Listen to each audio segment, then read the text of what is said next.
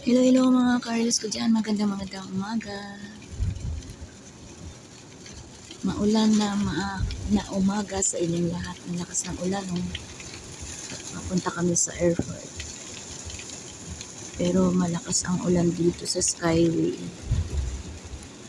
Madilim ang paligid.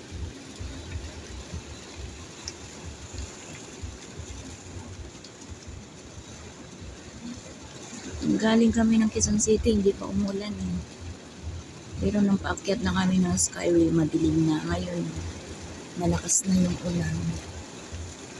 Saka madilim na yung langit.